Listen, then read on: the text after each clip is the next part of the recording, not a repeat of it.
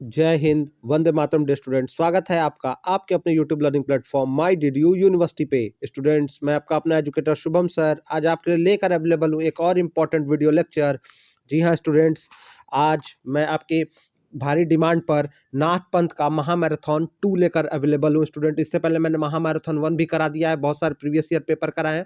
तो पिछले 2 बार के जो मैंने महामैराथन में नहीं कराए थे, उससे अलग क्वेश्चन इस महामैराथन में मैं आपको करा दे रहा हूँ, अलग ईयर का करा दे रहा हूँ। तो स्टूडेंट, वीडियो को पूरा देखिएगा, छोटी छोटी बातों को नोट करिएगा और वीडियो को फ्रेंड से शेयर करके हमें सपोर्ट करिएगा, ताकि आपके लिए और भी अच्छे अच्छे कंटेंट हम लेकर आते रहें। तो स्टूडेंट, बिना आपका टाइम वेस्ट किए आपको ले चलेंगे क्वेश्चंस की तरफ। भोलेनाथ आदेश और अलख ये भी कहते हैं, आदेश आदेश भी कहते हैं, नाथपंथी आपस में अलख भी कहते हैं, अलख निरंजन कहते हैं, आदिनाथ कहते हैं, भोलेनाथ कहते हैं, लेकिन शिव नहीं कहते, वो डायरेक्ट शिव नहीं कहते हैं भगवान शंकर को। तो आप याद रखिएगा कि उसमें से वो शंकर कहते हैं, तो आदिनाथ, भोलेनाथ और आदेश और अलख का इस्तेमाल करते हैं स्टूडेंट। ठीक है, आप ये चारों ऑप्शन याद रखिएगा, कभी कभी एक को दे देगा और 3 ऑप्शन अलग आ जाएंगे, तो एक ऑप्शन सही हो जाएगा आपका। अगला क्वेश्चन है, गोरखनाथ की रचना नहीं है, शब्दी, साखी, पद और इनमें से कोई नहीं। तो गोरखनाथ की रचना नहीं है स्टूडेंट्स, इसमें जो है साखी जो है ये गोरखनाथ की नाथ जी की रचना नहीं है, शायद ये कबीरदास जी की रचना है। ठीक है, कह रहे गोरखनाथ की रचना है क्या? अब रोमावली, गीतावली, कवितावली, उपयुक्त सभी। तो स्टूडेंट्स, गोरखनाथ जी की जो रचना है इसमें से वो रोमावली है, ठीक है, और बाकी नहीं है। तो रोमावली गोरखनाथ जी की रचना है। ठीक है, इसमें से जो कवितावली और ये सब है तुलसीदास जी की भी रचना इसमें है।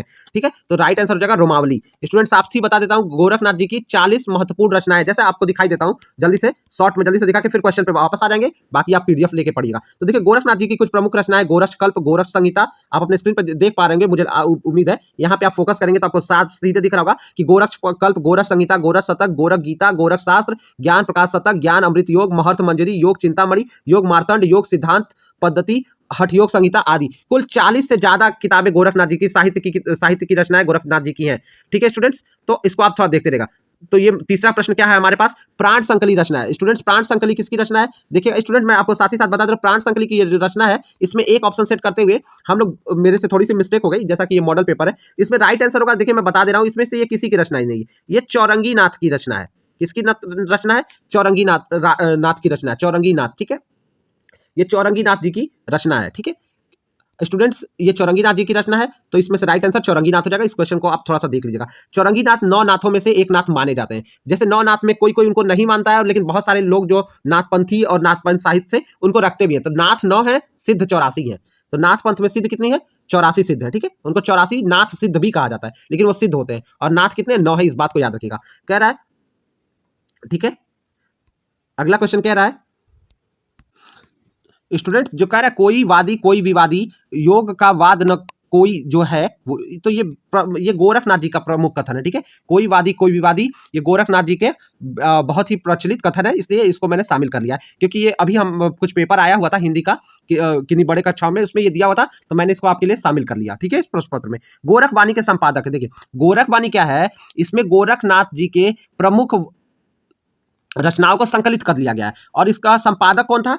डॉक्टर पीताम्बर दत्त बड़थवाल। ठीक है, तो पीताम्बर दत्त बड़थवाल जी गोरखवाणी के संपादक है। बिल्कुल याद रखिएगा, प्रश्न 100% आने की उम्मीद है। गोरखवाणी के संपादक पीताम्बर दत्त बड़थवाल। अगर रचयिता की बात करेगी तो हम गुरु गोरक्षनाथ को जानेंगे। ठीक है स्टूडेंट, बता देना चाहता हूं कि हिंदी के और साथ ही साथ भोजपुरी के सबसे बड़ी और सबसे प्राचीन कवि गुरु गोरक्षनाथ ही माने जाते हैं। गुरु गोरक्षनाथ को संस्कृत का भी ज्ञान था, गुरु गोरक्षनाथ को हिंदी और खास करके खड़ी बोली, जो प्राचीन खड़ी बोली का ज्ञान था। ठीक है, तो उनको हिंदी और भोजपुरी का भी क्या माना जाता है? का पहला कवि भी माना जाता है। ठीक है, तो ये बात आप दिमाग में रखिएगा बिल्कुल।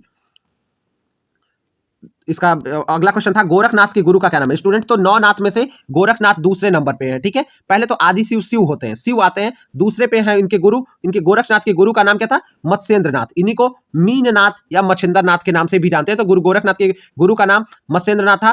ठीक है, और ये मछली से उत्पन्न होने के नाते इनका नाम मत्स्येंद्रनाथ था। ठीक है, गुरु गोरक्षनाथ को माना जाता है कि इनका उत्पन्न ये गोबर से उत्पन्न हुए थे। ठीक है, इसीलिए इनका नाम गोरक्षनाथ पड़ा। ठीक है, तंत्र लोक है ये अभिनव गुप्त। अभिनव गुप्त की रचना है, जिन्होंने भारत के नाट्य शास्त्र पर भी कमेंट्री लिखी है, टिप्पणी लिखी हुई है, इनकी किताब है अभिनव गुप्त की। तो तंत्र लोक किसकी रचना है? वो आचार्य अभिनव गुप्त की है, और नाथ संप्रदाय के ऊपर ही इन्होंने लिखा हुआ है उसको। ठीक है, अगला कह रहा है सही सुमेल है। सही सुमेल क्या है? नाथ संप्रदाय हजारी प्रसाद द्विवेदी। ये पहला जो लिखा हुआ है यही ऑप्शन सही है। बाकी गोरखनाथ और उनका युग रामविलास शर्मा की किताब नहीं है, इस बात को आप जान लीजिए। यहाँ लिखा है गारक बानी, ये गोरख बानी है और इसका नामवर सिंह से कनेक्शन नहीं है। नामवर सिंह ने जरूर कुछ बहुत कुछ लिखा है, लेकिन गोरख बानी का तो हमारा सही सुमेल है कि नाथ संप्रदाय नाम की पुस्तक के लेखक हजारी प्रसाद द्विवेदी है। ये ऑप्शन हमारा ए वाला राइट है, ठीक है। जो ए ऑप्शन है this is the right answer कि नाथ संप्रदाय ये पुस्तक है और उस पुस्तक के रचयिता हजारी प्रसाद द्विवेदी जी हैं, जिन्होंने नाथ संप्रदाय पे विस्तृत स्टडी की है। गोरखनाथ एंड, अगला क्वेश्चन क्या था, हाँ ठीक है ये सही हो गया। गोरखनाथ एंड द कनफटा योगीज पुस्तक के लेखक कौन है? ये किताब है जो गोरखनाथ एंड द कनफटा योगीज, इस किताब की लेखक कौन है?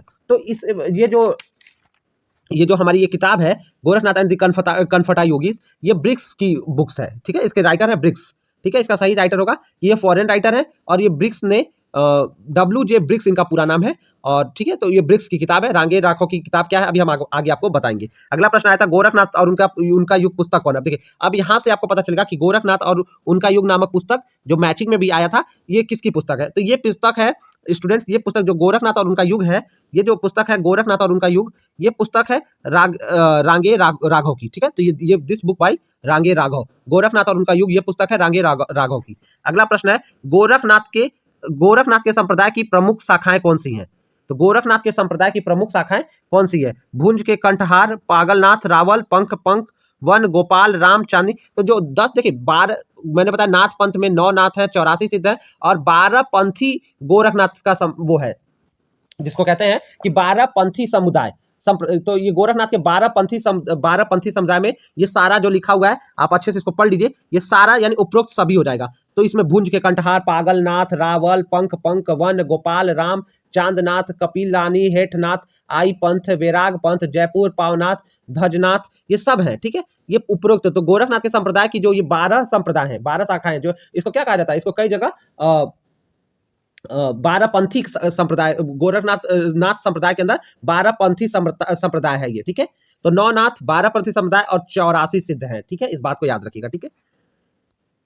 कनिफा नाथ उत्पन्न हुए, अगला प्रश्न है कनिफा नाथ उत्पन्न हुए हाथी के कान से, सिंह के कान से, गाय के कान से, हिरण के कान से। तो कनिफा नाथ जो है वो किससे उत्पन्न हुए थे? तो वो हाथी के कान से उत्पन्न होने के नाते उनका नाम कनिफा नाथ था, ठीक है। तो वो हाथी जो ये भी नाथ, ये सब नाथ संप्रदाय में हुए एक से बढ़कर एक सिद्ध और नाथपंथी गुरु हैं। गुरुओं के बारे में हम इसमें पढ़ रहे हैं, इसका साहित्य के बारे में ज्यादा विस्तृत। अब जो नाथ पंथ का ये था, इन्होंने क्या कहते हैं स्त्री से क्या कहा है कि स्त्री शिक्षा, मतलब स्त्री शिक्षा की बात नहीं, बहुत सारी जो महिला साध्वी भी हुई है जो नाथ पंथ में मतलब नाथ पंथ की साध्वी भी हुई है, लेकिन नाथ पंथ में क्या कहते हैं सामाजिक कुरीतियों पे गहरा प्रभाव, स्टूडेंट एक मिनट, हाँ उसको नाथ पंथ में इनके ऊपर, तो नाथ संप्रदाय में सामाजिक कुरीतियों पे, बुराइयों पे, मूर्ति जो समाज में बहुत सारे जो बंधन थे, तंत्र मंत्र, इन सब पे कठोर कुठाराघात किया गया है। जो खास करके अंधविश्वास पे बहुत ज्यादा प्रहार किया गया है, शिक्षा पे जोर दिया गया है, एकात्म ईश्वर से जुड़ने के लिए साधना की बात की गई है। योगा में नाथपंथ षडंग सिद्धांत की बात करता है। अगला प्रश्न आया है नाथ संप्रदाय में हठ योग का अर्थ है, तो कह रहा है कठिन साधना, अडिग योग साधना, हठ पूर्वक योग, इनमें से कोई नहीं। तो हठ योग का जो साधना अडिग योग साधना है, ठीक है। ये क्या है? हठ पूर्वक, जो हठ योग है वो हठ पूर्वक योग नहीं, एक तरह से है वो क्या है, अडिग योग साधना है इनकी, ठीक है। चलिए अगला प्रश्न आया है नाथ संप्रदाय में शिव का स्थान निम्न में से कौन सा है? तो मैंने बताया शिव ही जो है वो प्रथम गुरु है, ठीक है।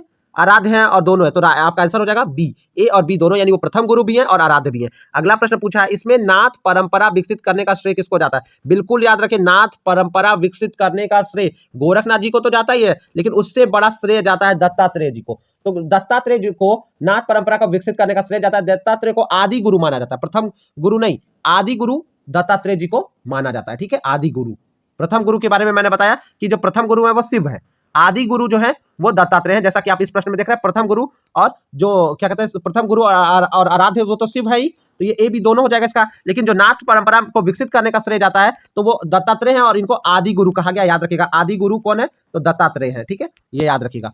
चलिए अगला प्रश्न आया है नाथ संप्रदाय में नाथों की संख्या है, तो नाथ संप्रदाय में नाथ कितने हैं? 9 नाथ है, मैंने बताया 9 नाथ है। और 9 नाथ में क्या क्या? आदिनाथ जो भगवान शिव खुद है, मत्स्येंद्र नाथ है, गोरखनाथ है, गृहिणी नाथ है, चरपट नाथ है, चौरंगी नाथ है, जालंधर नाथ है, भृतनाथ है, गोपीनाथ है और कहीं कहीं नागनाथ का भी नाम आता है। तो ये 9 नाथ हमारे हैं, ठीक है, नाथ संप्रदाय में। ये शिव को मानने वाला संप्रदाय है, ठीक है। और ये नेपाल से लेके भूटान और चीन तक ये फैला हुआ था अपने समय में। माना जाता है कि ये बौद्ध धर्म से निकला हुआ, ये संप्रदाय है पहले बौद्ध धर्म से ही निकला हुआ है, ऐसा माना जाता है। ठीक है, अभी प्रश्न आएगा तो इससे आपकी बातें और साफ हो जाएंगी। नाथ संप्रदाय में कुल कितने सिद्ध हैं? तो छात्रों याद रखिएगा 84 सिद्ध। नाथ संप्रदाय में अगर हम सिद्धों की बात करें तो नाथ संप्रदाय में 84 सिद्ध हैं। ठीक है, 84 जो सिद्ध हैं वो कितने? 84 हैं। अब कह रहा है भृतहरि नाथ थे, ये भी है। ये जो सिद्ध जो भृतहरि भर्तृहरि जो कहते हैं, भर्तृहरि इनको भी कहा जाता है। तो ये कौन था? तो भर्तृहरि जो थे वो राजा विक्रमादित्य के बड़े भाई थे, बिल्कुल थे। और गुरु गोरखनाथ के शिष्य भी थे, ये भी थे। तो हमारा राइट आंसर क्या हो जाएगा? हमारा राइट आंसर हो जाएगा ए और बी दोनों। जो भर्तृहरि थे या भृतहरि थे वो राजा विक्रमादित्य, वही विक्रमादित्य जिन्होंने विक्रम संवत चलाया। ठीक है, तो और उनके बड़े भाई थे और अपना राजपाट इन्होंने छोटे भाई को सौंप दिया था। और इन्होंने गुरु से भिक्षा के इन्होंने क्या किया था? गुरु गोरक्षनाथ का शिष्य बनने के लिए अपनी पत्नी से ही भिक्षा ली थी और अपना गृहस्थ जीवन का त्याग किया था। ठीक है, जब पत्नी से मोह भंग हो गया तो इन्होंने नाथपंथ की दीक्षा ली और जाके ये उत्तराखंड के पास इन्होंने अपने गुफा में वहां पे निवास किया और वहीं पे साधना की। तो ये भर्तृहरि जो थे हरिद्वार के पास इनका शायद वो भी है। ठीक है, आश्रम या जो स्थल है। नाथ संप्रदाय की कुल देवी है। अगला प्रश्न बहुत इंपॉर्टेंट है स्टूडेंट, आ भी सकता है, बहुत 100% संभावना है कि आ सकता है। और ये कौन है? कह रहा ए मुंबा देवी, बी कह रहा काली माता, माता काली, सी कह रहा माता वैष्णो देवी, डी कह रहा माता हिंगलाज भवानी। तो ये जो माता हिंगलाज भवानी है, नाथ संप्रदाय की कुल देवी यही है। नाथ संप्रदाय की कुल देवी यही है माता हिंगलाज भवानी, जो इस समय पीओके में ये माता का ये स्थल पड़ता है। ठीक है, ये पाकिस्तान के कब्जे में है और ये पीओके में इस वक्त आता है। माता हिंगलाज भवानी नाथ संप्रदाय की कुल देवी मानी जाती है। नाथ संप्रदाय में आदि गुरु कौन है? मैंने बोला आदि गुरु कौन है, तो दत्तात्रेय को आदि गुरु माना जाता है। दत्तात्रेय जी को आदि गुरु माना जाता है, शिव को प्रथम गुरु माना जाता है। ठीक है, तो कौन है इसका राइट आंसर हो जाएगा? दत्तात्रेय जी को आदि गुरु माना जाता है। अगला प्रश्न देख लेते हैं। अगला प्रश्न है गोरखनाथ जी का सर्वाधिक प्रसिद्ध मंदिर कहाँ है? ये तो सबको पता ही होगा, गोरखनाथ जी का सर्वाधिक प्रसिद्ध मंदिर गोरखपुर में ही है। देखिए गोरक्षनाथ जो थे वो नेपाल के राजा के भी गुरु थे और नेपाल के राजा ने जो है इनको काफी सम्मान दिया था। गुरु गोरक्षनाथ की वजह से ही जो एक सेना का तबका है नेपाल का जिसको गोरखा कहा जाता है, उन्होंने गुरु गोरक्षनाथ के नाम पे उनको गोरखा कहा जाता है। और वहां पे माना जाता है कि नेपाल में भी नाथ पंथ का बहुत ज्यादा प्रभाव है, लोग इनके अनुयायी भी हैं और वहां के राजा गुरु गोरक्षनाथ के बहुत अनन्य भक्त थे। ठीक है, इसीलिए गोरक्षनाथ मंदिर में सर्वप्रथम खिचड़ी नेपाल के राजा द्वारा चढ़ाई जाती है, तभी अन्य कोई जो जैसा ये जो महीना हमारा खिचड़ी का भी बीता है और जो चल रहा है, तो सर्वप्रथम खिचड़ी गुरु गोरक्षनाथ जी महाराज को नेपाल के राजा की तरफ से चढ़ाई जाती है। इस बात को आप ध्यान रखिएगा। अगला कह रहा है गोरक्षनाथ द्वारा परिवर्तित योगी संप्रदाय का मुख्य रूप से कितनी शाखाओं में विभक्त है? तो कितनी, जो गोरक्षनाथ द्वारा परिवर्तित योगी संप्रदाय है वो अब कितनी शाखाओं में बटा है? तो ये मैंने बताया था, ये 12 पंथी, इसको 12 पंथी कहते हैं। जो गुरु गोरक्षनाथ वाला जो संप्रदाय बटा, तो 9 नाथ 84 सिद्ध और 12 पंथी संप्रदाय में ये बटा हुआ है। ठीक है, 12 पंथी संप्रदाय में ये बटा हुआ है, इसको आप एकदम बिल्कुल ध्यान रखिएगा। ठीक है, इन 3 बातों को। कह रहा है नाथ संप्रदाय नामक पुस्तक के लेखक कौन है? तो नाथ संप्रदाय नामक की पुस्तक के लेखक हजारी प्रसाद द्विवेदी जी है। ये एकदम फिक्स आंसर है। ठीक है, ये जो पुस्तक लिखी गई है नाथ संप्रदाय, हजारी प्रसाद द्विवेदी जी द्वारा लिखी गई है। अगला प्रश्न है गोरखनाथ और उनका युग नामक पुस्तक कौन लिखा है? अब देखिए वही जो है, तो यहाँ पे गोरखनाथ और उनका युग जो है ये रांगे राघव की पुस्तक है। ठीक है, बिल्कुल। अगला कह रहा गोरखनाथ एंड द कनफटा योगी। अब देखिए यहाँ पे मैंने नाम इस क्वेश्चन को रख दिया था, ये रिपीटेड भी क्वेश्चन हो गया कुछ। तो ये जॉर्ज वेस्टन ब्रिग्स, देखिए जॉर्ज, सॉरी मैं बोल रहा था विलियम, यहाँ पे इनका पूरा नाम मैंने लिख दिया, जॉर्ज वेस्टन ब्रिग्स इनका पूरा नाम था। गोरखनाथ एंड द कनफटा योगी पुस्तक के लेखक जॉर्ज वेस्टन ब्रिग्स है। ठीक है, रामचंद्र शुक्ल नहीं, रांगे राघव नहीं, माइकल डाउल्स भी नहीं। ठीक है, अगला प्रश्न है नाथ पंथ में गोरखनाथ द्वारा किस योग को प्रधान माना गया है? नाथ पंथ में गुरु गोरक्षनाथ जी द्वारा किस योग को प्रधान माना गया है? तो कर्म योग को, ज्ञान योग को, भक्ति योग को, हठ योग को। तो देखिए जो नाथ पंथ का जो हमारा ये संप्रदाय है, ये हठ योग को, ये किसको? हठ योग को प्रमुख मानता है। तो आपका आंसर डी हो जाएगा, हठ योग। हठ योग, अभी आगे इससे रिलेटेड क्वेश्चन आने वाला है, तो मुझे अभी यहाँ कुछ बताने की जरूरत नहीं है। नाथ संप्रदाय में मिश्र माना जाता है। ठीक है, तो नाथ संप्रदाय में किसको? वेदांत में, मीमांसा में, समाधि में। नाथ संप्रदाय में तो जो कह रहा है कि किस में माना जाता है। ठीक है, तो कह रहा है कि जो मोक्ष, ये मिश्र लिख दिया है, इसको एक्चुअली मोक्ष लिखना चाहिए था। किसको? मोक्ष। यहाँ पे आप मिश्र ना पड़ेगा, लिखा है नाथ संप्रदाय में मोक्ष माना जाता है। तो मोक्ष किसको माना जाता है? तो स्टूडेंट इसका राइट आंसर हो जाएगा समाधि को ही मोक्ष माना गया। वेदांत, मीमांसा, ज्ञान को मोक्ष नाथ संप्रदाय में माना ही नहीं गया है और इसको आडंबर करार दिया गया। किताबों के माध्यम से ज्ञान पाने से मोक्ष नहीं माना गया है, माना गया समाधि अंतरिम, यानी शिव से जब तक आपका मिलन ना हो, आप उस समाधि की अवस्था तक अपने दिमाग को एकाकृत करके शिव से जब तक जुड़ नहीं जाते हैं, जो प्रथम गुरु हैं, तब तक वो उसको क्या कहते हैं, उसको वो नहीं माना जाता है। ठीक है, तो समाधि इसका राइट आंसर हो जाएगा। ठीक है,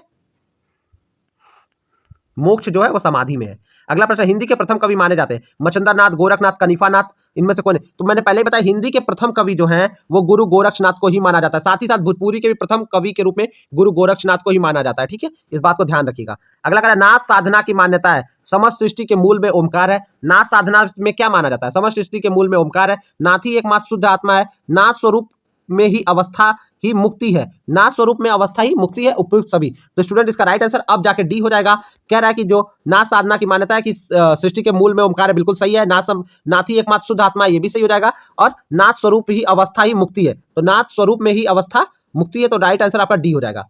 ठीक है, तो ये सारे ऑप्शन सही है, याद रखिएगा। अगला कर रहा है पंथ बौद्धों के किस शाखा से निकला हुआ है? कौन सा पंथ? या नाथ पंथ, इसको आप समझ लीजिएगा। नाथ पंथ बौद्धों के किस शाखा से निकला हुआ मानते हैं? यहाँ पे पंथ मतलब किस पंथ की बात कर रहा है? नाथ पंथ की। तो नाथ पंथ जो है वो बौद्धों की किस शाखा से निकला है? तो देखिएगा, नाथ पंथ जो है वो बौद्धों की वज्रयान शाखा से निकला हुआ माना जाता है। नाथ पंथ जो है बौद्धों की वज्रयान शाखा से निकला हुआ है, और वज्रयान जो है वो ये जो वज्रयान है वो हीनयान का ही एक पार्ट रहा होगा, तो वज्रयान से माना जाता है। नाथ पंथ किससे निकला हुआ माना जाता है? वज्रयान शाखा, बौद्धों की एक शाखा है। ठीक है, बौद्ध धर्म की ये शाखा है जो वज्रयान, उससे माना जाता है। माना जाता है सूफी संत का जन्म जो है, सूफीवादी जो लोग आए, तो सूफीज्म का जन्म भी नाथ योगियों द्वारा ही हुआ। अब कह रहा 84 सिद्धों में किसका स्थान उच्च है, सर्वोच्च है? तो 84 सिद्ध जो है, अब स्टूडेंट नाम तो बताना बहुत पॉसिबल नहीं है, तो 84 सिद्ध में जो प्रथम जो आ जाते हैं, तो 84 सिद्धों की बात करें तो किसका स्थान सर्वोच्च है? तो लुइपा। ठीक है, राइट आंसर आ जाएगा आपका लुइपा का स्थान 84 सिद्धों में सबसे अधिक है। ठीक है, इसमें बौद्ध धर्म के बहुत सारे जो अनुयायी है वो बौद्ध धर्म के होते हुए भी जो ये नाथ संप्रदाय के जो सिद्ध हैं, जो नवनाथ हैं, उन पे पूरी श्रद्धा उनकी दिखती है, और नेपाल इसका जीता जाता है उदाहरण है कि वहाँ के मंदिरों में बौद्ध धर्म के लोग भी जाते हैं और अपनी प्रार्थना को करते हैं। ठीक है, अगला प्रश्न क्या था कि नाथ संत किस रंग के वस्त्र धारण करते हैं? तो स्टूडेंट ये प्रश्न भी बहुत इंपॉर्टेंट है। इसका राइट आंसर कह रहा है भगवा रंग के बिना सिले वस्त्र, लाल रंग के बिना सिले वस्त्र, हरे रंग के बिना सिले वस्त्र और नीले रंग के बिना सिले वस्त्र। तो आपको क्या लग रहा है? तो ये तो बिल्कुल आप जान गए हैं कि भगवे रंग के बिना सिले वस्त्र। प्रश्न बहुत कुछ आ जाएगा कि दुशाला कि कैसा, तो आप याद रखिएगा भगवा रंग पहनते हैं और बिना सिला, यानी उसमें बिना सिला मतलब उसमें हाथ बाजू नहीं बनाए जाते हैं, उसमें वो सीधे एक प्लेन कपड़े का टुकड़ा होता है। ठीक है, तो भगवा रंग के बिना सिले वस्त्र ये पहनते हैं नाथ संप्रदाय के संत, जो नाथ संप्रदाय में संत की दीक्षा लेते हैं। कह रहा है देखिए, अब पूछेगा कनफटा योगी का सिद्धांत जो कहाँ से है? तो ये गुरु गोरख कनफटा जो योगी जो होते हैं, ये गोरखनाथ मंदिर में जो खास करके जब उनको बड़ी दीक्षा महंत की दे दी जाती है, तो उनके कान को कट करके उसमें जो कुंडल पहनाया जाता है, कुंडल पहनाने के नाते इनको कनफटा योगी भी कहते हैं। ठीक है, और ये अगर इनका संबंध कहाँ है, जैसे नाथ पंथ के कई लोग के जो अनुयायी है वो पूरे भारत में फैले हुए हैं, खास करके हरियाणा और राज्यों से होते हैं, मध्य प्रदेश, लेकिन यहाँ पे कनफटा योगी जो है वो यहाँ पे गुरु गोरक्षनाथ मंदिर से जुड़े हुए भी हैं। ये भी प्रश्न हो सकता है कि कहाँ से जुड़े हुए हैं, तो इसका आंसर होगा गुरु गोरक्षनाथ से जुड़े हुए हैं, गोरखपुर से जुड़े हुए हैं। किस देश की राज की मुद्रा पे गोरखनाथ का नाम अंकित है? कहाँ पे गुरु गोरक्षनाथ का नाम अंकित है? ये बहुत इंपॉर्टेंट प्रश्न है स्टूडेंट्स। ये सब मैंने प्रश्न ही ऐसे रखे हैं कि बिल्कुल ये जो एकदम बहुत महत्वपूर्ण है। तो किस देश की राज मुद्रा पे गोरखनाथ का नाम अंकित है? स्टूडेंट बहुत डिटेल में आपको पढ़ के बिल्कुल जाने की जरूरत नहीं है, क्योंकि ये अनंत महासागर है, और मुझे जहां तक लगता है पेपर इस पेपर का नाम है इंट्रोडक्शन, तो बहुत अनंत मत पढ़िएगा, छोटी छोटी बातें, महत्वपूर्ण बातें जो जानकारी वर्धक है वो देख के जाइएगा। ठीक है, अगर आपको पास समय है तो आप बिल्कुल बहुत ज्यादा डिटेल में जाके भी पढ़ सकते हैं, लेकिन मेरा मानना है कि ऐसा आपको करने से बचना चाहिए। अगला क्वेश्चन कर रहा है, तो किस देश की मुद्रा पे गुरु गोरखनाथ का चित्र अंकित है? उत्तर कह रहा है नेपाल, भारत, भूटान, पाकिस्तान। तो भारत की मुद्रा पे तो मुझे नहीं याद आता है गोरखनाथ का कभी नाम भी लिखा हुआ है, सही उत्तर है नेपाल की मुद्रा पे गुरु गोरक्षनाथ जी का नाम अंकित है, ये एकदम सही है। गुरु गोरक्षनाथ की चरण पादुका स्थित है नेपाल की राजमुद्रा पे, नेपाल का राजमुकुट पर, तिब्बत की राजमुद्रा पे, तिब्बत के राजमुकुट पर। तो नाथ संप्रदाय का जो प्रभुत्व है वो नेपाल में तो है ही, भारत में है। भारत से जो हमारे गोरखपुर से जो हमारा इंटरनेशनल बॉर्डर है, जो हमारा गोरखपुर है, तो कह रहे गोरखपुर और ये जो नेपाल बहुत सटा हुआ तो है ही, तो ये चरण पादुका कहाँ स्थित है? तो आप समझ सकते हैं कि जो हमारा गुरु गोरक्षनाथ का मंदिर है वो नेपाल से एकदम बहुत करीब होने के नाते नेपाल और यहाँ का कनेक्शन बहुत मजबूत रहा होगा अपने समय में। माना जाता है गुरु गोरक्षनाथ का जो टेम्पल है उसको कई बार अंग्रेजों जो आताताई थे मुगलों द्वारा कई बार इसको तोड़ने की कोशिश की गई, लेकिन बार बार टूटने के बाद भी यह मंदिर यहाँ पे आके खड़ा हो, मंदिर अब फिर से अपनी जगह पे इसका जीर्णोद्धार हुआ और वो अपने खड़ा हुआ है। और गुरु गोरक्षनाथ का जहाँ मंदिर है वहाँ वहीं पे गुरु गोरक्षनाथ ने समाधि ली थी, ऐसा सबका नाथ पंथियों का हमारा सबका विश्वास है। तो गुरु गोरक्षनाथ की चरण पादुका है नेपाल के राज मुकुट पे, यानी जो नेपाल का राजा मुकुट पहनता है उस पर गुरु गोरक्षनाथ की चरण पादुका अंकित है। ये बात को आप एकदम बिल्कुल याद रख लीजिएगा, प्रश्न बहुत बहुत इंपॉर्टेंट है ये सारा। अब अगला प्रश्न कर रहा है गोरखवाणी किसकी रचना है। तो गोरखवाणी रचना किसकी और इसके संपादक कौन है, ये दोनों दो प्रश्न है। तो रचना किसकी है, तो ये गुरु गोरक्षनाथ की रचना है। संकलन किया है इसका हजारी प्रसाद द्विवेदी जी ने, ठीक है। संकलन किया है हजारी प्रसाद द्विवेदी नहीं, इसका संकलन किया है पीताम्बर दत्त बड़थवाल ने। तो इसके संपादक कौन है, डॉक्टर पीताम्बर दत्त बड़थवाल। याद रखिएगा, रचना गोरखनाथ की है, संपादक डॉक्टर पीताम्बर दत्त बड़थवाल हैं, ठीक है, याद रखिएगा। चलिए अगला प्रश्न देख लेते हैं। इनमें से नाथ संप्रदाय में क्या नहीं है, गुरु महिमा, नारी उपेक्षा, इंद्रिय निग्रह, गृहस्थों का आदर, ठीक है। तो देखिए नाथ संप्रदाय में महिलाओं से नाथ संप्रदाय के सिद्धों को और ज्ञानियों को दूरी रखने को कहा गया है, क्योंकि उनको ज्ञान के मार्ग में नाथ संप्रदाय में बाधक को समझा गया है। लेकिन ऐसा भी नहीं था कि नाथ संप्रदाय में महिला साध्वी नहीं थी, वो भी थी। लेकिन जैसे एक कहा गया कि जो नाथ योगी बनना होगा जिसको, उसको क्या करना है, महिलाओं से दूरी रखनी होगी, ठीक है। तो बिल्कुल सही है, नारी उपेक्षा भी है, गुरु महिमा भी सही है, इंद्रिय निग्रह, गृहस्थियों का आदर नहीं, ऐसा कोई बात नहीं है। तो गृहस्थियों का आदर जैसी कोई बात नहीं दिखती है, ठीक है। तो ये इसमें से नाथ संप्रदाय में क्या नहीं है, तो गृहस्थियों का आदर जैसी कोई बात उनकी साहित्य में नजर नहीं आती है। नाथ पंथ में योग किस सिद्धांत पर बल दिया गया, यानी योग के किस सिद्धांत पे, नाथ पंथ में, मैं लिख दिया है, नाथ पंथ में योग के किस सिद्धांत पे बल दिया गया है। तो याद रखिए नाथ पंथ में योग के, जैसे जो क्या कहते हैं, आज जो है योग के अष्टांग सिद्धांत है, लेकिन पहले जो नाथ पंथ में षडंग सिद्धांत पे बल दिया गया है। इसमें दो सिद्धांतों को, जो अष्टांग सिद्धांत के दो सिद्धांतों को, इसमें जो पहले दो सिद्धांत है उस पे उसको स्वीकार नहीं किया गया है, ठीक है। तो षडंग सिद्धांत, नाथ पंथ में योग के षडंग सिद्धांत पे, जैसे पतंजलि ने जो है अष्टांग सिद्धांत दिया हुआ है, लेकिन जो षडंग सिद्धांत है हठ योग में 6 को दिया गया है। और इसमें यम और नियम दो चीजों का अगर पूछ देगा क्या शामिल नहीं है अष्टांग सिद्धांत का, तो अष्टांग सिद्धांत का यम और नियम, ये जो 2 स्टेप है ये शामिल नहीं है, बाकी 6 स्टेप शामिल है। तो यम और नियम नहीं, ठीक है, शामिल नहीं है। इसीलिए कभी कभी गुरु गोरक्षनाथ को या शिव को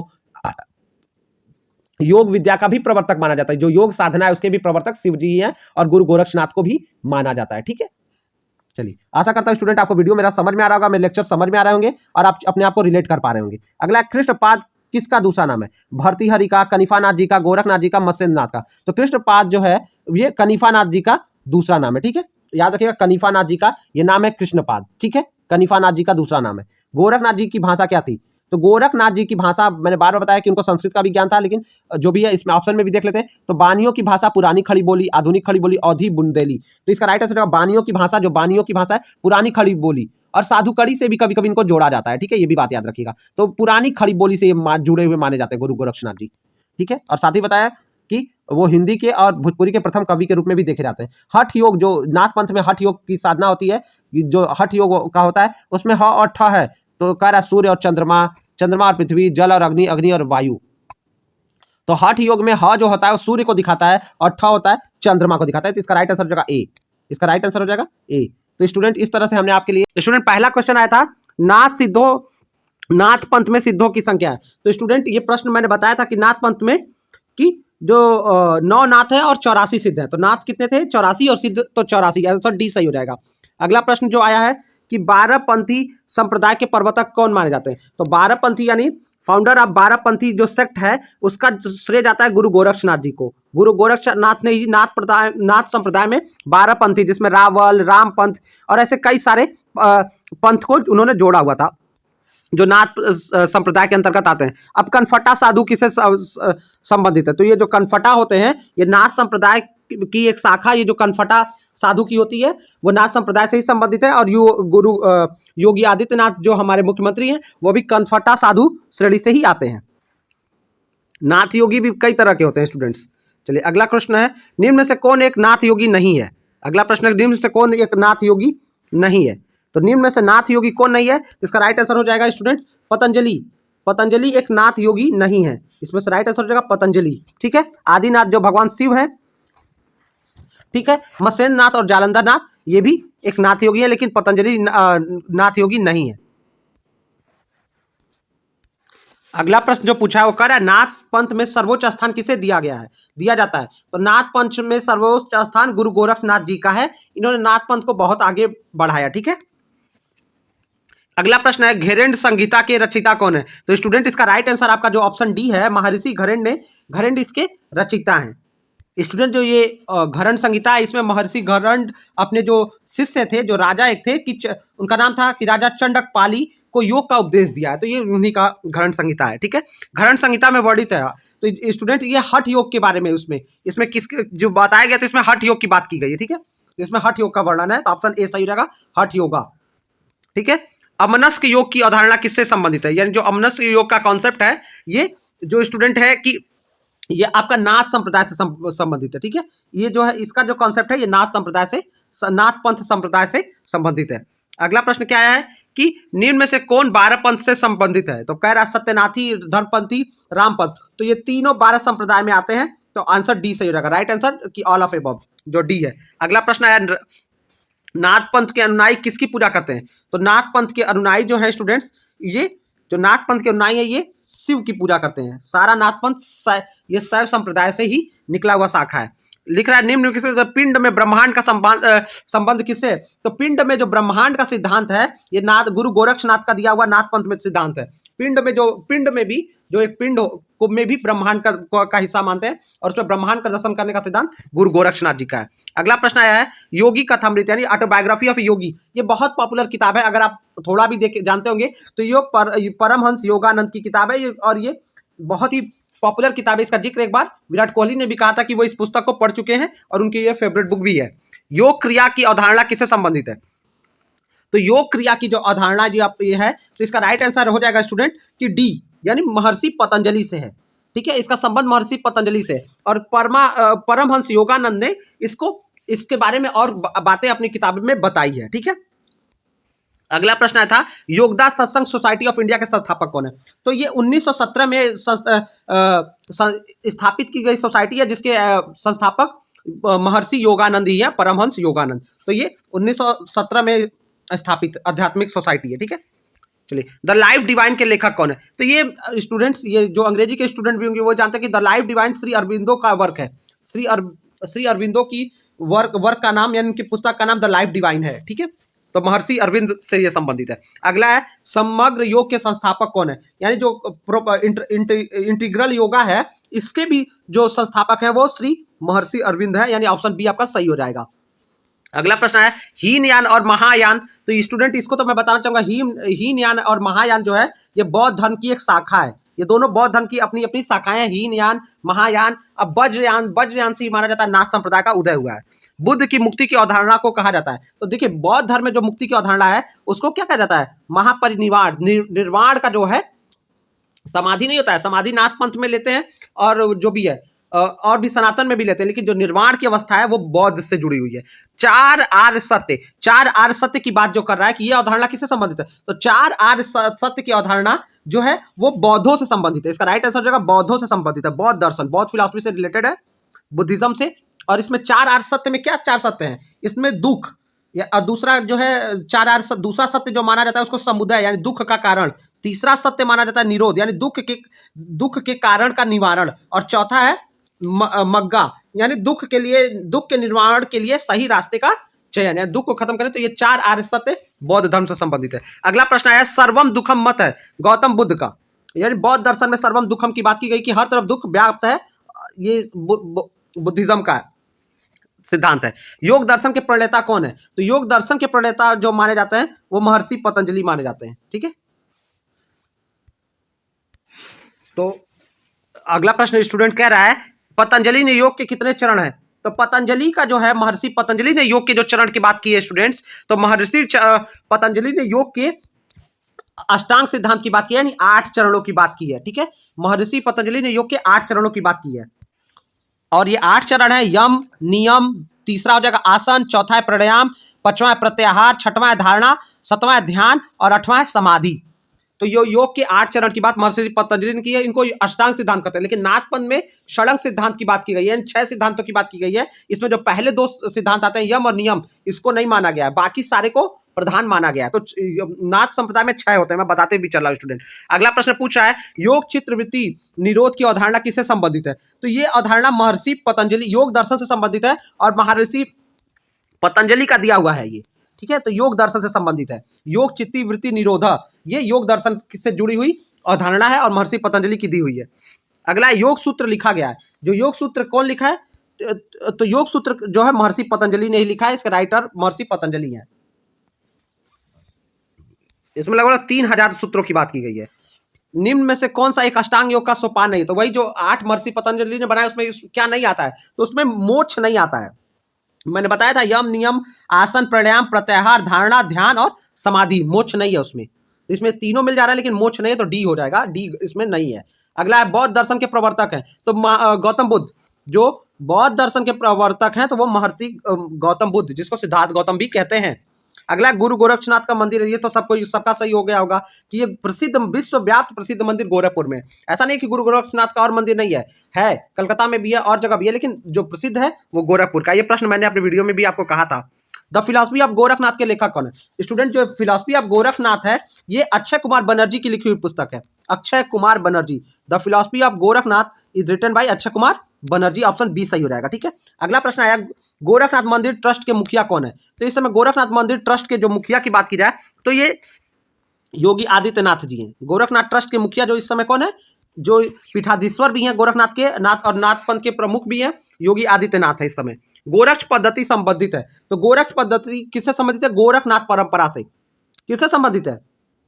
गोरक्ष पद्धति जो है गोरक्षनाथ नाथ परंपरा से, यानी ऑप्शन बी सही हो जाएगा, गोरक्षनाथ ट्रेडिशन से। ठीक है, अगला प्रश्न है नाथ योग में सांभवी है, तो सांभवी जानते हैं क्या है? सांभवी एक मुद्रा है, ये बहुत बड़ी एक बहुत बड़ी और बहुत महत्वपूर्ण मुद्रा है, योग की एक बहुत बड़ी मुद्रा है, और माना जाता है कि संभवी मुद्रा को का ज्ञान संभवी को, जो एक महिला थी, उसको भगवान शिव ने खुद दिया था, और ये शरीर में सूजन, उम्र का असर, तनाव कम करने के लिए एक मुद्रा है। ठीक है, इसके बारे में सदगुरु जो आप जानते हैं आजकल सबसे ज्यादा बहुत बड़े मतलब स्पिरिचुअल फिलोसफर भी हैं, वो भी बात करते हैं इस योग क्रिया के बारे में, जो ये मुद्रा है। ठीक है, अगला प्रश्न कपाल भाती संबंधित है, तो कपाल भाती का जो सिद्धांत है ये नाथ परंपरा का दिया हुआ, नाथ संप्रदाय का योग फिलॉसफी से दिया हुआ सिद्धांत है, नाथ योगा से जुड़ा हुआ है। कपाल भाती को इसको नाथ योग के नाम से भी जानते हैं, इसका दूसरा नाम ही है नाथ योग। अगला है षटकर्म, मैंने बताया ना पतंजलि ने अष्ट का जो है ये पतंजलि के अष्टांग सिद्धांत है, तो इनका षडंग सिद्धांत है षटकर्म है, यानी 6 क्रियाओं की बात की गई है। तो किससे? ध्यान नाथ योग से। जो षटकर्म सिद्धांत है मैंने बताया था ये नाथ योग से। ठीक है, ये षटकर्म जो है ये षडंग सिद्धांत नहीं है, ये षटकर्म है, जो षटकर्म है ये 6 कर्मों की बात करता है, और ये 6 कर्म आते हैं नेति, धैति, नैली, भस्ती और कपाल भाती और त्राटक। तो ये 6 कर्म आते हैं, ये नाथ पंथ में 6 कर्म है। स्टूडेंट गलती से निकल गया था। अब अगला प्रश्न था सत्व, रज और तम गुण है। देखिए सत्व जो है, सत्व, रज और तम गुण है, ये प्रकृति के गुण है जो मानव के अंदर उसके आचरण अनुरूप आते हैं। सत्व, रज और तम को तामसिक कहते हैं, रज को राजसिक कहते हैं, सत्व को सात्विक कहते हैं। तो ये प्रकृति का है, प्रकृति में ये रहता है, हम विद्यमान रहता है, और मनुष्य के आचरण के अनुरूप उसका ये गुण मनुष्य में आते हैं। ठीक है, इसकी बात भगवान श्री कृष्ण गीता में अर्जुन को उपदेश देते वक्त भी करते हैं। ठीक है, बुद्ध के अनुसार दुख का मूल्य कारण क्या है? तो देखिए बुद्ध के अनुसार तृष्णा, जो तृष्णा है यानी सबसे लगाव, तेज इच्छा, तीव्र इच्छा मन में होना, ये करना है, ये नहीं करना, ये मेरे माता पिता, तो तीव्र इच्छा, लगाव, ये जो है ये तृष्णा बुद्ध के अनुसार दुख का मूल कारण है। अगला नाथ योग को कहा जाता है, देखिए नाथ योग जो है वो षडंग योग। अब यहाँ पे जो षडंग ये जो योग है ये षटकर्म नहीं है, ये षडंग योग को नाथ योग कहा जाता है, क्योंकि ये 6 योग की बात करता है जिसमें ये दोनों नहीं आते हैं जो अष्टांग योग में भी शामिल है, और उसका नाम है यम और नियम नहीं आते हैं, बाकी जो अष्टांग नियम में बाकी जो 6 नियम है वो ही षडंग योग कहलाते हैं। गोरक्ष शतक किसने लिखा है? तो ये गुरु गोरक्षनाथ जी द्वारा लिखी हुई प्रमुख पुस्तक है, जो गोरक्ष शतक, ऑप्शन ए सही हो जाएगा इसका। ठीक है, अगला प्रश्न आया था निम्न में से कौन सी पुस्तक गोरखनाथ द्वारा रचित है? तो सिद्ध सिद्धांत पद्धति, ये गुरु गोरक्षनाथ की पुस्तक का नाम है स्टूडेंट्स। अगला प्रश्न आया था हठ योग प्रदीपिका के लेखक कौन है? तो ये जो अगला प्रश्न है हठ योग, इसके जो रचयिता है ये आपके योगी स्वात्मा राम, योगी स्वात्म राम। ठीक है, ऑप्शन सी सही हो जाएगा, इसके लेखक यही है। ठीक है, ये 15वीं शताब्दी की संस्कृत की हठ योग पर पुस्तक है। ये हठ योग प्रदीपिका हठ योग की 3 प्रमुख पुस्तकों में से एक पुस्तक है, और ये 15वीं शताब्दी के आसपास संस्कृत में लिखी गई है। अगला प्रश्न आया हठ योग की अवधारणा संबंधित है, तो नाथ योग से है। हठ योग की अवधारणा किससे संबंधित है स्टूडेंट? नाथ योग से है, ऑप्शन ए सही रहेगा। तो स्टूडेंट आशा करता हूं कि आपको मेरे बताए गए आंसर समझ में आए होंगे, और आप पहला क्वेश्चन कह रहा है प्राइमरी एम ऑफ नाथ पंथ, यानी नाथ पंथ का प्राथमिक उद्देश्य क्या है, पहला क्वेश्चन ये पूछ रहा है।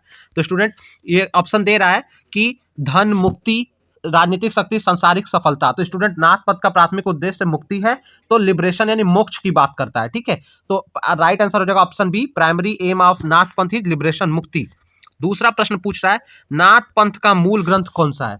तो स्टूडेंट नाथ पंथ के जब मूल ग्रंथ की हम बात करेंगे तो इसका मूल ग्रंथ नाथ उपनिषद हो जाता है। ठीक है, नाथ उपनिषद नाथ पंथ का एक महत्वपूर्ण ग्रंथ है। स्टूडेंट्स हमने बाकी वीडियो में बहुत डिटेल में कवर किया है, तो हमारे और वीडियोस को डिटेल नोट करने के लिए आप उसको भी देख लीजिएगा। अगला क्वेश्चन कह रहा है नाथ पंथ की विशेषता है। तो कह रहा है समावेशिता और सहनशीलता, विशिष्ट प्रथाएं, जाति और समाज का त्याग। तो स्टूडेंट नाथ पंथ का जो विशेषता है वो है समाज के त्याग से ये जुड़ा हुआ है। ठीक है, समावेशिता और सहनशीलता की बात नहीं है इसमें, समाज का त्याग यानी कि जो समाज है, जो मोह माया का केंद्र है, उसको त्यागने की बात करता है। ठीक है, तो ये समाज के त्याग से ज्यादा जुड़ा हुआ है क्योंकि, ठीक है, तो ऑप्शन डी आपका राइट होगा। गोरक्षनाथ और परमहंस योगानंद दोनों किसके महत्व पे बल देते हैं। तो स्टूडेंट दोनों जो है मेडिटेशन पे बल देते हैं। जो परमहंस योगानंद है जिनकी एक ऑटोबायोग्राफी है, ऑटोबायोग्राफी ऑफ ए योगी, और गोरखनाथ दोनों ध्यान यानी मेडिटेशन पे ज्यादा बल देते हैं। ऑप्शन ए आपका राइट रहेगा। नेक्स्ट क्वेश्चन कर रहा है द टर्म सिद्ध इन नाथ पंथ रेफर टू। नाथ पंथ में सिद्ध शब्द का क्या तात्पर्य है। तो स्टूडेंट सिद्ध मतलब एकम्प्लिस्ड, जिसके पास सिद्धियां हो, तो जिसके पास उपलब्धियां हो। ठीक है, तो राइट आंसर आपका हो जाएगा उपलब्धियां। ठीक है, अटेनमेंट, सिद्ध शब्द का अर्थ है उपलब्धियां, बी आपका राइट होगा। ठीक है, अगला प्रश्न देख लेते हैं। नाथ शब्द का तात्पर्य है। अगला प्रश्न कर रहा है नाथ शब्द का क्या तात्पर्य है। तो नाथ शब्द का ऑप्शन दे रहा है विद्वान, भक्त, नाथ पंथ का अनुयायी और भिक्षु, मोंक। तो स्टूडेंट नाथ शब्द का अर्थ होता है, यहाँ पे अगर हम बात करें तो वो विद्वान से होगा। नाथ मतलब स्टूडेंट यहाँ पे विद्वान से इसलिए होगा कि नाथ मतलब स्टूडेंट उसमें भक्त तो होगा नहीं। नाथ पंथ का अनुनायी तो कोई भी हो सकता है, हम भी हो सकते हैं। नाथ पंथ को जो मानता है वो नाथ पंथ का अनुनायी। नाथ जो होते हैं वो गुरु होते हैं, उनको सब चीज का ज्ञान होता है। ठीक है, वो नाथ का स्टूडेंट्स अगर बात करें तो असली अर्थ है मालिक, रक्षक, जो रक्षा करता है, जो शरण देता है। तो स्टूडेंट यहाँ पे ज्ञानी से हो जाएगा, विद्वान जो है वही नाथ है। तो स्टूडेंट ऑप्शन ए आपका राइट हो जाएगा। हठ योग जोर देता है। हठ योग किस पे जोर देता है। तो स्टूडेंट हठ योग जो है वो शारीरिक मुद्राओं पे जोर देता है। ऑप्शन ए आपका राइट होगा, फिजिकल पोस्चर। ठीक है, अगला प्रश्न कर रहा है निम्नलिखित में से कौन परमहंस योगानंद से संबंधित है। तो परमहंस योगानंद से क्या संबंधित है। तो स्टूडेंट इन्होंने एक पुस्तक जो लिखी थी जिसके बारे में हमने अपने और वीडियो में डिटेल में बात की है। इनकी ये पुस्तक है ऑटोबायोग्राफी ऑफ अ योगी। ठीक है, ये बहुत पॉपुलर हुई है, इसके बारे में हमने और वीडियो में डिटेल में बात की है, तो आप हमारा और वीडियोज भी देखते रहिएगा। आज कुछ नई बातें ही करेंगे बस। कुंडली योग से संबंधित है। तो स्टूडेंट कुंडली योग जो है ये महर्षि गुरु गोरक्षनाथ जी से संबंधित है। ठीक है, महर्षि पतंजलि से नहीं है।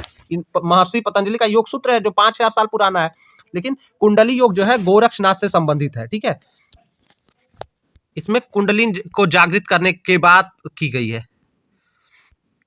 समग्र योग से संबंधित है। स्टूडेंट समग्र योग की अवधारणा श्री अरविंदो की है। ठीक है, श्री अरविंदो का इंटरग्रल योगा की बात श्री अरविंद करते हैं। ठीक है, तो ऑप्शन बी आपका राइट होगा, श्री अरविंद। नाथ साहित्य का संबंध है। अब अगला प्रश्न पूछा नाथ साहित्य का संबंध है, तो स्टूडेंट इसका राइट आंसर तो आपको आराम से कर लेंगे कि नाथ पंथ से। ठीक है, नाथ परंपरा में सिद्ध किसे माना जाता है। स्टूडेंट सिद्ध शब्द अपने आप में ही है कि सिद्ध जिसके पास सिद्धियां हो, यानी अटेनमेंट हो, एकम्प्लिस्ड हो, तो जिसके पास कुछ शक्तियां, ताकत, तो निपुण गुरु को ही स्टूडेंट सिद्ध कहा जा सकता है। लेकिन सिद्ध जो है वो निपुण गुरु होता है। ठीक है, ठीक है, तो बी आपका राइट होगा। नाथ सिद्धों की संख्या कितनी बताइए। स्टूडेंट इसमें हमने बहुत डिटेल में सब बारे बहुत रिपीटेड क्वेश्चन है, और सिद्ध जो है वो 84 है। तो बी आपका राइट होगा, जो सिद्ध 84 है और 9 नाथ पंथों में है। तो ये भी प्रश्न, नाथों की संख्या कितनी है। स्टूडेंट 9 नाथ होते हैं, तो ऑप्शन ए आपका राइट होगा। इसमें मैंने बताया मत्स्य नाथ पहले गुरु माने जाते हैं। सबसे आदि गुरु तो शिव है, लेकिन जब गुरु की संख्या स्टार्ट की जाती है तो मत्स्य नाथ से शुरू किया जाता है। उसके बाद गुरु गोरक्षनाथ का आता है, फिर चौरंगी नाथ, चरपट नाथ, ऐसे बहुत सारे गुरु आते हैं। कन्फर्ट ऋग्वेद में नाथ शब्द का अर्थ है। तो स्टूडेंट नाथ शब्द मतलब मैंने पहले ही बताया, नाथ मतलब होता है मालिक, जो मालिक, दाता, रक्षक, ये सब होता है। ठीक है, तो यहाँ पे बी ऑप्शन जो है आश्रयदाता होगा। कई लोग बताएंगे स्टूडेंट सामर्थवान होगा, आपको कई लोग ऐसा बताएंगे, लेकिन सामर्थवान जो है वो सिद्ध को कहा जा सकता है क्योंकि उनके पास सिद्धियां हैं, वो सामर्थवान है। लेकिन जो आश्रयदाता है यानी जो सबको शरण देता है, और सबको शरण नाथ देते हैं ईश्वर के नाम में ही आप देखेंगे, जैसे शिव के जितना है भोलेनाथ, आदिनाथ, बैजनाथ, ठीक है, तो ये सारे आश्रयदाता यानी जिसके पास हमको अंतिम शरण कहीं दुनिया में नहीं मिलती है, तो जिसके पास मिलती है वही नाथ कहलाता है। तो ये आश्रयदाता से संबंधित है, बी राइट होगा आपका। अलख निरंजन किस अवस्था को कहा जाता है? तो स्टूडेंट जो शून्य समाधि की योजना अवस्था होती है, शून्य समाधि की जो अवस्था होती है, यानी मतलब संसार में रहते हुए समाज के सब चीजों से विरक्त हो जाना, कि अपने पराये में भेद नहीं करना, ठीक है, और शून्य हो जाना, समाज की किसी चीजों के लिए मोह न रहना, शून्य समाधि की अवस्था होती है, बी। अलख निरंजन मतलब समाज से कोई लेना देना नहीं हो, हम, ठीक है, ईश्वर में ही अपना सब कुछ लगाना जो है वो अलख निरंजन की अवस्था है। गोरख बानी के लेखक कौन है? तो स्टूडेंट गोरक्ष बानी के लेखक गुरु गोरक्षनाथ है, ठीक है। और गोरक्ष, ठीक है, तो पीताम्बर दत्त बड़थवाल ने जो है इसमें 13 पुस्तकों को गोरख बानी में गोरक्षनाथ के 13 पुस्तकों का संकलन किया हुआ है, ठीक है। तो इसके लेखक गोरक्षनाथ है, ठीक है। कौल मत के प्रवर्तक कौन थे? तो स्टूडेंट कौल मत के प्रवर्तक जो है, तो स्टूडेंट जो कौल मत है, जिसको इसके प्रमोटर जो है उसको मत्स्येंद्र नाथ को माना जाता है। नाथ संप्रदाय से ही कौल मत का उद्भव हुआ है, तो मत्स्येंद्र नाथ को इसके प्रवर्तक को माना जा सकता है, ठीक है। तो ऑप्शन ए आपका राइट होगा। घेरंड संहिता, स्टूडेंट कहीं कहीं कौल मत के लिए आपको गोरक्षनाथ को भी पढ़ने को मिलेगा, लेकिन आप जो है मत्स्येंद्र नाथ के साथ ही जाएंगे। घेरंड संहिता संबंधित है, तो घेरंड संहिता की रचना महर्षि घेरंड ने की है, और महर्षि घेरंड ने घेरंड संहिता की रचना की है स्टूडेंट, और ये हठ योग पर प्रमुख 3 पुस्तकों में से एक पुस्तक है, ठीक है। इस बात को आपको ध्यान रखना कि हठ योग पे जो लिखी गई पुस्तकों में से ये एक प्रमुख पुस्तक है, घेरंड संहिता। इसके साथ ही साथ स्टूडेंट शिव संहिता भी जो है वो हठ योग पर लिखी गई है, और जो है हठ योग प्रदीपिका जो स्वामी स्व आत्मा राम जी की है, जो गुरु गोरक्षनाथ के शिष्य थे, यह भी हठ योग पर ही लिखी पुस्तक है। तो ये महर्षि घेरंड द्वारा घेरंड संहिता है जो हठ योग पर लिखी गई है। हठ योग में ह का अर्थ क्या है? तो स्टूडेंट हठ योग में जब हम बात करते हैं, तो इस हठ योग में ह और ठ दो शब्द से मिलकर बना है, तो ह जो है वो सूर्य को दिखाता है, और ठ जो है वो चंद्र को दिखाता है, ठीक है। तो आपका राइट आंसर ऑप्शन जो है सूर्य जो है, ऑप्शन सी आपका राइट हो जाएगा, ठीक है। ऑप्शन सी आपका राइट रहेगा। तो जो ह है वो सूर्य को, और ठ जो है वो चंद्र को दिखाता है। एक जो है दोनों नासिका को दिखाता है, एक दाहिनी नासिका को और एक बाई नासिका, ईड़ा और पिंगला दोनों दो नासिका को दिखाता है, ठीक है स्टूडेंट। स्टूडेंट हमने नाथ पंथ से रिलेटेड कुछ जो है पीडीएफ भी अपने ग्रुप में आपके लिए इंपॉर्टेंट ऐड किए हैं, जिससे गुरु गोरक्षनाथ के प्रमुख पुस्तकों का नाम और सारी जो इन्फॉर्मेशन जो आपके एग्जाम में पूछी जाएगी उसको अपने टेलीग्राम ग्रुप में डाल दिया है। तो स्टूडेंट डिस्क्रिप्शन में नीचे हमारा टेलीग्राम ग्रुप का लिंक भी मिल जाएगा, वहां से आप डाउनलोड कर लीजिएगा। आप हमारे व्हाट्सएप ग्रुप और टेलीग्राम ग्रुप से भी जुड़ सकते हैं। हठ योग प्रतिपिका के लेखक कौन है? तो स्टूडेंट इसका आंसर मैंने अभी इससे पहले ही क्वेश्चन में बता दिया कि स्वात्मा राम जी की ये पुस्तक है, ठीक है। और स्वामी स्वात्मा राम जो ये गुरु गोरक्षनाथ के शिष्य थे, और हठ योग प्रदीपिका इन्हीं की पुस्तक है, ठीक है। योग मार्ग में लोकगीतों के लिए कौन प्रसिद्ध है? तो लोकगीतों योग मार्ग में जो है लोकगीतों के लिए गुरु गोरक्षनाथ प्रसिद्ध है, ऑप्शन बी आपका राइट। हजार स्टूडेंट गुरु गोरक्षनाथ को प्रथम भोजपुरी का कवि भी माना जाता है, क्योंकि इनकी भाषा भोजपुरी में हमको पढ़ने को मिलती है। हजारी प्रसाद द्विवेदी के अनुसार गोरक्षनाथ किस सदी में हुए? तो स्टूडेंट हजारी प्रसाद द्विवेदी जी के अनुसार गोरक्षनाथ का जन्म जो है 11 शताब्दी के आसपास हुआ था, तो 11वीं शताब्दी आपका राइट आंसर होगा। वहीं जो ब्रिक्स थे जिन्होंने गोरक्षनाथ के ऊपर काम किया, तो ब्रिक्स ने उन्हें 12वीं शताब्दी के पहले का मानते हैं, ठीक है। तो ठीक है, तो राइट आंसर आपका ऑप्शन बी राइट होगा, 11वीं शताब्दी। आप 9वीं शताब्दी के साथ नहीं जाएंगे अगर बात जब हजारी प्रसाद द्विवेदी की जाएगी। अवधूत संप्रदाय संबंधित है, तो स्टूडेंट अवधूत ये सब नाथ संप्रदाय से ही संबंधित है, तो ऑप्शन सी राइट हो जाएगा। नाथ पंथ से ये जुड़ा हुआ है, ठीक है, सी राइट होगा। स्टूडेंट नाथ पंथ एंड कनफटा योगी पुस्तक के लेखक कौन है? तो यही इन्हीं के बारे में बता रहा था कि जॉर्ज वेस्टन ब्रिक्स, जो ब्रिक्स हैं स्टूडेंट, ये इनको 12वीं सदी के पहले का मानते हैं, और गोरखनाथ एंड कनफटा योगी नामक पुस्तक लिखकर इन्होंने नाथ पंथ पे बहुत विस्तार में प्रकाश डाला है, तो बी राइट आंसर हो जाएगा आपका। योग सूत्र के रचयिता कौन है? ये तो बहुत काफी आसान क्वेश्चन आपसे पूछा गया है। योग सूत्र की रचयिता की जब हम बात करते हैं, तो महर्षि पतंजलि ने 5000 साल पहले इस पुस्तक को लिखा था, ठीक है, बी आपका राइट होगा। चित्त संबंधित है, तो चित्त कार्य महत से, अहंकार से, मन से, उपयुक्त सभी से। स्टूडेंट जो चित्त होता है ये मन का सबसे भीतरी आयाम होता है, जिसका संबंध होता चेतना से होता है, ठीक है। तो स्टूडेंट ये महत, अहंकार, मन ये सब सही रहेगा, तो राइट आंसर आपका डी होगा, उपयुक्त सभी से, ठीक है। वैसे मन से भी आप कह सकते हैं, लेकिन उपयुक्त सभी, अहंकार जो है ये सब मन में ही होता है, तो ये सब उस सब से जुड़ा हुआ है चित्त। योग चित्तवृत्ति मतलब चित्त के अंदर जो जितने विकार होते हैं उसको नष्ट करता है। चित्तवृत्ति के अंदर जो है सारे विकारों को नष्ट करता है योग। योग दर्शन के प्रणेता किसे माना जाता है? तो योग दर्शन के प्रणेता की जब हम बात करते हैं स्टूडेंट, जो है फिलॉसफी ऑफ योगा की बात जो है पतंजलि करते हैं, ठीक है। तो महर्षि पतंजलि से ये जुड़े हुए हैं, ठीक है स्टूडेंट। वैसे योग अनादिकाल से चला आया है, बाद में ऋषियों ने इसको संकलित किया हुआ है। माना जाता है योग का ज्ञान सबसे पहले भगवान शिव ने सूर्य को दिया था, माता पार्वती को दिया था, सूर्य को दिया था। वहां से ये सूर्य से ऋषियों से होते हुए भारत में आया। अगला क्वेश्चन, द लाइफ डिवाइन पुस्तक के लेखक कौन है? Student the life divine Shri Aurobindo की पुस्तक है, और अंग्रेजी के स्टूडेंट ये जानते होंगे, उन्होंने अपने फर्स्ट पेपर में इसको पढ़ा भी होगा, क्योंकि श्री अरविंद जो है वो अंग्रेजी भाषा के लेखक भी हैं। क्रिया योग की अवधारणा संबंधित है। तो क्रिया योग की अवधारणा की जब हम बात कर रहा है स्टूडेंट, तो क्रिया योग जो होता है ये योग परमहंस योगानंद से संबंधित हो जाती है, ठीक है। क्रिया योग की अवधारणा परमहंस योगानंद से संबंधित है, सी आपका राइट होगा। अतिमानस की अवधारणा संबंधित है। Concept of super mind, super mind का कॉन्सेप्ट किससे जुड़ा हुआ है स्टूडेंट? तो अतिमानस की अवधारणा की जब हम बात करते हैं तो स्टूडेंट अतिमानस जो होता है यानी सुपर माइंड जो होता है ये इंटग्रल योगा का पार्ट है, ठीक है, और ये श्री अरविंद से जुड़ा हुआ है, तो डी आपका राइट हो जाएगा।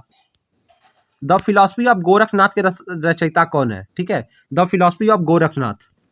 Student the philosophy of Gorakhnath जो है this book is written by Akshay Kumar Banerjee, B right answer हो जाएगा। और ये समय था स्टूडेंट 1962 के आसपास ये पुस्तक आई थी, ठीक है, छपी थी। गोरक्षनाथ के गुरु कौन थे? ये काफी आसान क्वेश्चन है स्टूडेंट। मत्स्यनाथ को मच्छिंद्र नाथ जिनको कहते हैं, ये गुरु गोरक्षनाथ के गुरु माने जाते हैं और प्रथम गुरु माने जाते हैं। नाथ पंथ के स्टूडेंट नाथ पंथ का उद्गम मानते हैं गुरु मत्स्यनाथ से ही हुआ है। गोरक्षनाथ मंदिर स्थित है, ये तो आप आराम से कर लोगे। जो गोरक्षनाथ मंदिर है वो तो ऐसा है तो कई जगह पे, लेकिन जो प्रमुख गोरक्षनाथ मंदिर है वो गोरखपुर में है स्टूडेंट। गोरक्षनाथ मंदिर कलकत्ता में भी है और भी बनारस में भी आपको मिल जाएगा, लेकिन यहाँ पे प्रसिद्ध गोरखनाथ मंदिर की जब बात की जाती है तो गोरखपुर में है, ठीक है। ऐसे क्वेश्चन नहीं करने चाहिए। पिंड में ब्रह्मांड की अवधारणा का संबंध है, तो सपिंडे सब्रह्मांडे ये अवधारणा गुरु गोरक्षनाथ की है। पिंड के अंदर ही इन्होंने जो है ब्रह्मांड देखने की बात की थी और उन्होंने कहा था ईश्वर को बाहर नहीं खोजना चाहिए, ईश्वर हमारे अंदर विराजमान है। सपिंडे सब्रह्मांडे की अवधारणा गोरक्षनाथ की है। आदिनाथ का संबंध है, तो स्टूडेंट आदिनाथ जो है वो भगवान शंकर को ही कहा जाता है, तो ऑप्शन सी सही हो जाएगा, शिव से जुड़ा हुआ है, ठीक है। आदिनाथ जो है वो भगवान शिव को ही कहते हैं, वो प्रथम गुरु जो है आदिनाथ माना जाता है। चक्र भेदन संबंधित है, तो कह रहा ध्यान योग से, भक्ति योग से, हठ योग से और कर्म योग से। तो स्टूडेंट जो चक्र भेदन है वो हठ योग से जुड़ा हुआ है, हाँ, तो हठ योग आपका राइट आंसर रहेगा। नेक्स्ट क्वेश्चन देखते हैं, कपाल भाती का संबंध है, तो कह रहा नाथ योग से, बौद्ध मत से, जैन मत से और ज्ञान योग से। तो स्टूडेंट योग के बहुत सारे जो आसन प्राणायाम है ये नाथपंथ से, बंध जितने भी हैं वो सब नाथ से निकलते हैं। तो इसमें कपाल भाती योग की धारणा जो है नाथपंथ में पहले ही व्यक्त की गई है, तो राइट आंसर ए आपका होगा। मुद्रा एवं बंध है, तो स्टूडेंट्स जो कह रहा है मुद्रा और बंध, मैंने पहले बताया नाथपंथ से जुड़ा हुआ है और ये हठ योग से भी जुड़ा हुआ है। स्टूडेंट हठ योग से ये जुड़ा हुआ है, तो हठ योग नाथपंथ का एक प्रमुख योग रहा है, नाथपंथियों का। और हठ योग में 25 मुद्राएं हैं, ठीक है। महर्षि घरंड ने अपने घेरंड संहिता में 25 मुद्राओं और बंध का उपदेश दिया है, ठीक है, जिसमें से उन्होंने 10 प्रमुख मुद्राओं का उल्लेख उस पर और ज्यादा जोर दिया है, ठीक है। इसमें महामुद्रा, महाबंध, खेचरी, उड़ियान बंध, मूल बंध, जालंधर बंध, विपरीत, करड़ी, शक्ति, चालन, ये 10 मुद्राएं जो है इन्होंने बताया। तो हठ योग से जुड़ा हुआ है और खास करके मुद्रा और बंध के ऊपर जो है हठ योग की पुस्तक जो है महर्षि घरंड की घेरंड संहिता इस पर प्रकाश डालती है, तो हठ योग आपका राइट आंसर होगा। अर्ध मतेंज आसन क्या है? तो स्टूडेंट नाम में ही है आसन, और ये आसन है, ठीक है, योग का ये प्राणायाम नहीं है, ये एक आसन है। अर्ध मतेंज आसन में ध्यान लगाते हैं, तो ये बैठने का एक आसन है, आप गूगल कर सकते हैं।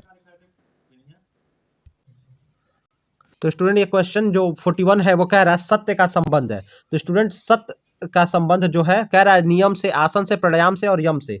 तो स्टूडेंट 5 यम बताए गए हैं योग के अंदर, 5 यम जो बताए गए हैं, जो पतंजलि ने 5 यम बताए हैं और वहीं पे स्वारात्मा राम जी ने 10 की बात कर ली है, ठीक है। तो 5 यम जो प्रमुख रूप से जाने जाते हैं वो अहिंसा, सत्य, अस्तेय, ब्रह्मचर्य और अपरिग्रह, ठीक है। तो ये 5 जो है ये 5 यम है, ठीक है। तो 5 यम की बात की गई है, तो ये 5 यम में सत्य भी आता है, अहिंसा भी आता है आपका, अस्तेय, ब्रह्मचर्य और और परिग्रह भी आता है, तो ये यम में है। और नियम में स्टूडेंट जो आपका आता है, नियम के अंदर भी नोट कर लीजिएगा 5 आता है, जिसमें आता है शौच यानी प्योरिटी पवित्रता, संतोष, तपस, स्वाध्याय और ईश्वर परिनिध। ठीक है, तो ईश्वर परिनिधि परिनिधा। ठीक है, तो ये 5 जो है नियम में आते हैं। ठीक है, तो यहाँ पे यम आपका राइट आंसर हो जाएगा 41 का। पूरक, कुंभक और रेचक क्या है स्टूडेंट? तो ये प्राणायाम है। ठीक है, सांस लेना, सांस छोड़ना, एक से सांस लेना, दूसरे में उस सांस को रोकना और तीसरे में सांस को छोड़ना। तो पूरक, रेचक और कुंभक जो है प्राणायाम से जुड़े हुए हैं। ठीक है, ऑप्शन ए आपका राइट होगा। जितने प्राणायाम है उसमें पूरक, रेचक और कुंभक की जरूरत पड़ती है। षडांग योग संबंधित है, तो स्टूडेंट षडांग योग जो है, ठीक है, तो ये आपके 6 जो योग के नियम बताए गए हैं। ठीक है, तो षडांग योग में स्टूडेंट 6 नियम की बात की गई है और अष्टांग योग में जो 8 की बात की गई है। तो अष्टांग में जो 2-3 चीजें स्टूडेंट नई आ जाती हैं जो षडांग योग में नहीं है, जैसे अष्टांग योग और षडांग योग दोनों योग में ही है। ठीक है, तो पतंजलि अष्टांग योग की बात करते हैं, उससे पहले जो है षडांग योग की बात की जा रही है। तो षडांग योग में स्टूडेंट आसन, प्राणायाम, प्रत्याहार, धारणा, ध्यान और समाधि। आसन, प्राणायाम, प्रत्याहार, धारणा, ध्यान और समाधि आता है। और अष्टांग में जो है यम, नियम और आसन चीजें बढ़ जाती हैं। ठीक है, तो ये अष्टांग योग से, जो षडांग योग है ये हठ योग। ठीक है, हठ योग से नहीं स्टूडेंट, ये जो है ये अष्टांग योग के अंतर आता है। ठीक है, और हठ योग में जो चीजें हैं वो अलग तरीके से थोड़ा सा होती हैं। ठीक है, तो ये अष्टांग योग से जुड़ा हुआ है। ठीक है, क्योंकि ये इसी का एक भाग भी है, आप कह सकते हैं। तो स्टूडेंट ऑप्शन ए हो जाएगा, क्योंकि ये ज्यादातर अष्टांग योग में उसमें सम्मिलित है। ये ऑप्शन देख के हम इसकी बात कर रहे हैं, वरना इसका उत्तर और भी हो जाएगा। 15 तिथि के रचयिता कौन है? तो स्टूडेंट जो 15 तिथि है ये गोरक्षनाथ की प्रमुख 14 रचनाओं में से एक रचना मानी जाती है। वैसे तो इनकी 40-41 रचनाएं मानी जाती हैं, लेकिन उसमें से जो खास करके जो 14 रचनाएं हैं उसमें से ये एक रचना है और गुरु गोरक्षनाथ की है, जिसको डॉक्टर पीताम्बर दत्त बड़थवाल ने जो है संकलित किया हुआ है गोरखवाणी में। ठीक है, षटकर्म संबंधित है। षटकर्म जो है स्टूडेंट ये किससे संबंधित है? तो स्टूडेंट सत्कर्म जो है यानी 6 कर्मों की बात की गई है। षडांग योग में 6 योग की बात की गई है और यहाँ षटकर्म यानी जो कर्म की बात कही है। तो महर्षि घेरंड ने, ठीक है, इसकी इसकी बात की है। ठीक है, इसकी बात जो की है महर्षि घेरंड ने घेरंड संहिता में की है। और ये षटकर्म क्या है? नेति, नोट कर लीजिएगा, पूछता है क्या नहीं आएगा तो आप याद रखिएगा, इसमें आता है षटकर्म में नेति, धौति, नौली, भस्ती, कपालभाति और त्राटक। 6 क्रियाएं या 6 कर्म जो शरीर के लिए जरूरी हैं। और ये षटकर्म जो है स्टूडेंट षटकर्म है, तो ये नाथ योग से जुड़ा हुआ है। ठीक है, हठ योग से भी जुड़ा हुआ है। इसका राइट आंसर नाथ योग से जुड़ा हुआ है और हठ योग से भी जुड़ा हुआ है षटकर्म। षडांग योग नहीं जुड़ा हुआ है हठ योग से, लेकिन जो षटकर्म है वो हठ योग से जुड़ा हुआ है, नाथ योग से जुड़ा हुआ है। गोरखनाथ की प्रामाणिक रचनाएं मानी जाती है। तो स्टूडेंट मैंने आपको पहले ही बताया कि डॉक्टर पीताम्बर दत्त बड़थवाल ने 14 प्रामाणिक रचनाएं मानी और कुल 40 रचनाएं मानी है। ठीक है, तो कुल 40 रचनाएं हैं जिसमें थोड़ा सा संदेह है, लेकिन 14 प्रामाणिक रचनाएं मानी है। और गोरखवाणी में उनकी 13 गुरु गोरक्षनाथ की 13 रचनाओं का संकलन डॉक्टर पीताम्बर दत्त बड़थवाल ने किया है। जो 14वीं रचना थी ज्ञान चौतीसा, उसका संकलन नहीं किया था उन्होंने उसमें, क्योंकि उसका ज्ञान उस समय नहीं था कि ये उन्हीं की पुस्तक है। बाद में ये प्रमाणिक हो गई कि ये भी गोरक्षनाथ की पुस्तक है। तो आपको ये भी याद रखना है कि गोरखवाणी में गुरु गोरक्षनाथ की 13 रचनाओं का संकलन है। ठीक है, किसने यह कहा कि शिव में शक्ति है, शक्ति में शिव निहित है? तो स्टूडेंट ये कथन जो है गोरक्षनाथ का हो जाएगा। ऑप्शन ए आपका राइट रहेगा। किसने कहा योग से बढ़कर न कोई पुण्य है ना कोई सुख? स्टूडेंट ये भी जो है गुरु गोरक्षनाथ का कथन आप हो जाएगा। ठीक है, ऑप्शन डी आपका राइट रहेगा। इन्होंने ही योग से बढ़कर कोई पुण्य और सुख नहीं माना है। नाथ संप्रदाय का सर्वाधिक प्रभाव किस पे पड़ा? तो स्टूडेंट ये क्वेश्चन काफी लोग डिबेटेबल है, लेकिन इसके लिए हमने टेलीग्राम ग्रुप में भी अपने कुछ डॉक्यूमेंट डाले जिससे पढ़कर आपको तय हो जाएगा कि नाथ संप्रदाय का सर्वाधिक प्रभाव संत साहित्यों पे पड़ा है, ना कि सूफी साहित्यों पे बहुत कम पड़ा है। ऐसा नहीं कि पढ़ा नहीं है, पढ़ा है, उस पर भी पढ़ा है, लेकिन ज्यादा संत साहित्य पे पढ़ा है। और गुरु गोरक्षनाथ की रचनाएं भी संत साहित्य में ही आती हैं, कबीरदास की रचनाएं भी संत साहित्य में ही आती हैं। तो सी आपका राइट हो जाएगा। लास्ट क्वेश्चन, शंकराचार्य के बाद भक्ति आंदोलन के पूर्व सबसे शक्तिशाली धार्मिक आंदोलन गुरु गोरक्षनाथ का भक्ति मार्ग था। ये हजारी प्रसाद द्विवेदी जी ने अपनी गोरक्षनाथ के ऊपर अपनी प्रमुख पुस्तक में ये बात कही है। तो ऑप्शन ये कथन हजारी प्रसाद द्विवेदी का होगा। स्टूडेंट इस तरह से हमने ये भी 50 क्वेश्चन आपके लिए कवर किया। हमने आपके लिए एक महामैराथन भी रेडी किया है, तो वो भी जाके आप देख लीजिएगा। हमारा प्लेलिस्ट आपको डिस्क्रिप्शन में मिल जाएगा और चैनल पे भी मिल जाएगा, नाथ पंथ का प्लेलिस्ट। वहां से आप सारे वीडियोस को देख लीजिएगा। एग्जाम में आपके निश्चित अच्छे मार्क्स आएंगे। आपको आपके एग्जामिनेशंस के लिए गुड लक।